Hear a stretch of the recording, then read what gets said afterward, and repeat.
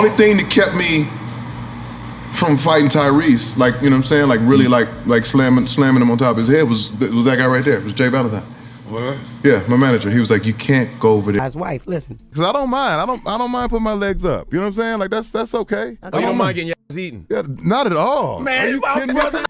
Before he became one of R&B's smoothest voices, Tank was just a kid from Maryland, chasing a dream. But behind the love songs and slow jams, there's a story of studio beefs, social media rants, loyalty tests, and a whole lot of drama. From almost throwing hands with Tyrese to setting the internet on fire with his takes on masculinity, Tank's journey has been anything but quiet. Today, we're diving into the story of Tank, the music, the mess, and everything in between. Let's get into it.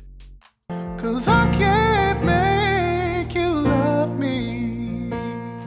Tank, born Darrell Artaz Babs, grew up in Clinton, Maryland, just outside D.C. He was basically surrounded by music from day one, thanks to his family's musical roots. His cousin, Alfonso Giles, was a Berkeley grad and church choir director, and he played a huge part in shaping Tank's musical journey. By the time he was 5, Tank was already getting his hands on the piano, helping out with the choir, and catching the music bug for life. Tank's break into the music scene came thanks to his insane voice and songwriting skills. He started off singing background for artists like Genuine and Aaliyah in the late 90s, which gave him serious industry cred and helped him sharpen his skills. Through Genuine, he met Aaliyah in '97, and that connection took him even further, getting him involved in her projects and singing on her tracks. By the time Tank dropped his first album, Force of Nature, he was already proving he was one to watch in R&B. The album had some seriously smooth hits like Maybe I Deserve and Slowly, and it landed high on the charts,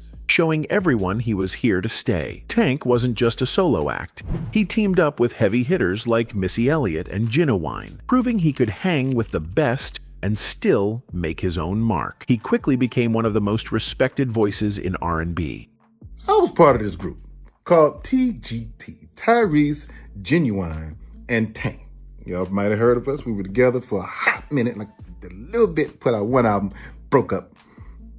On Drink Champs, Tank opened up about the drama behind the scenes with TGT, the R&B group that almost imploded. To that. What the happened? Man, I'm gonna blame all of us. You said all of us? All of us. Okay, all right, cool. As I put most of the blame on Tyrese. He said there was nearly a full-blown fight with Tyrese during their album sessions. Tank basically admitted that if it wasn't for his manager, Jay Valentine, stepping in, we might have had a physical altercation on our hands. You know the deal. 2 Capricorns clashing, big egos, and they both wanted to do things their way. Only thing that kept me from fighting Tyrese, like, you know what I'm saying, like really like slamming him on top of his head was that guy right there. It was Jay Valentine. What? Yeah, my manager. He was like, you can't go over there. Despite the sparks flying, Tank still has love for Tyrese, calling him family, but didn't hold back about their issues. The real problem? The creative process. Tyrese was all about those chill, vacation-like writing camps, just a bunch of guys hanging out and catching a vibe to make magic. Tank, on the other hand, wanted structure, a small, tight-knit crew of producers and writers to get things done. They were just on different pages. Things got so heated that it slowed down the album, and you could tell there were some unspoken issues lingering between them. Then came 2017, and the final straw, Tyrese's commitments to the Fast and Furious franchise, made it impossible for the group to tour. That canceled promo tour pretty much ended TGT. Tank wasn't shy about saying the group's split had a lot to do with everyone getting rich and comfortable. Tyrese and Genuine didn't need TGT, and honestly, it showed. But Tank knew that R and B fans were still out there hoping for more from the group, even if the members themselves weren't exactly motivated to keep it going. Now, Tank's all about wrapping up his solo career with his 10th and final album, R R&B money. He's been dealing with hearing loss in both ears, but that's only pushing him harder to finish strong. Looks like he's ready to close the TGT chapter for good. The drama didn't end there. Tank dropped another bombshell in a separate interview, saying that Tyrese's refusal to split the cash fairly was one of the major reasons TGT came to a halt. Tank made it clear that a reunion was off the table for good. This all went down right after a public clash between the two when Tyrese posted about his new album hitting the Billboard charts and dared other R&B artists to make a pure R&B album. Tank wasn't having it. He called Tyrese's challenge shade and called him out for low-key flexing while ignoring artists like Anthony Hamilton, Jill Scott, and Alicia Keys. It didn't take long for Tank to make his frustration known. Then things really got messy when Tank took another swing at Tyrese in an interview, claiming he was all about the money. Like, okay, cool. Tyrese is like, I'm getting my publicity people on the case. They've got power. They've got me. We're gonna be...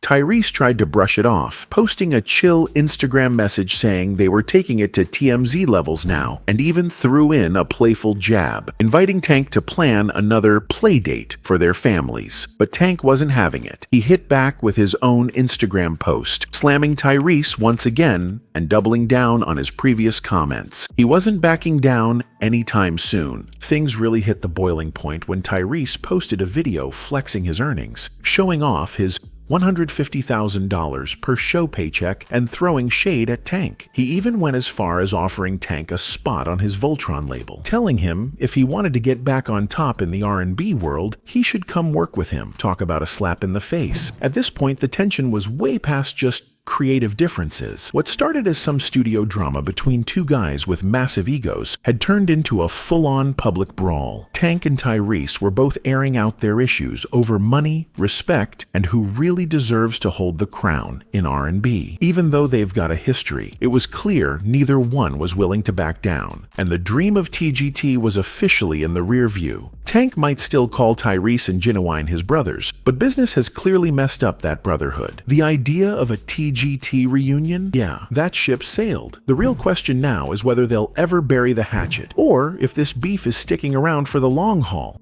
His wife, listen. Cause I don't mind. I don't mind putting my legs up. You know what I'm saying? Like that's okay. You don't mind getting your ass eaten? Yeah, not at all. Man, are you kidding me? Either way, moving on. Tank on homophobia. So he sat down with the Holding Court podcast, and they asked him about a past comment he made about the double standard when it comes to black men experimenting.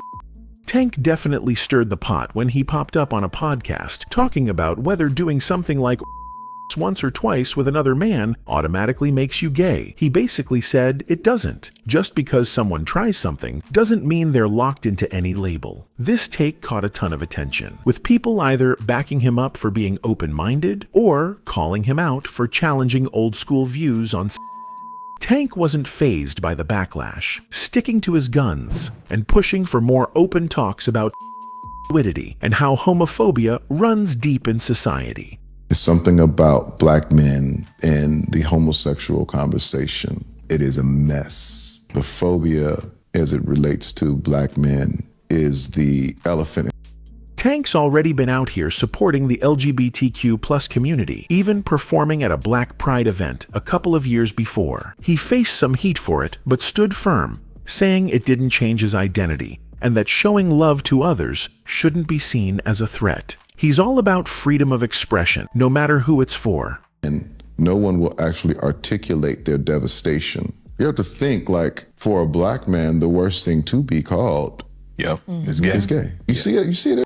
Fast forward to another podcast appearance, and Tank's calling out how homophobia hits black men the hardest. He slammed the idea of a so-called gay agenda meant to turn straight men into something they're not, and he called out how quick people are to bring up gay rumors when they want to tear someone down. Tank was like, the real issue is the way black men get targeted with homophobia, and he's not wrong. It's a problem that's deep in black culture, even making its way into entertainment. The topic shifted to fashion too, with Tank calling out how society links femininity in fashion to being gay, pointing to icons like Michael Jackson and Prince who broke all the fashion rules without it meaning anything about their preference. He said it's just about being in, not about who you're into. Through all his interviews and bold opinions, Tank's been on a mission to break down old ideas about black masculinity and pushing for more acceptance and understanding. Some people still aren't here for it, but he's been making it clear that these conversations need to happen, whether people like it or not. Tank went off on Instagram, airing out his frustrations with the music industry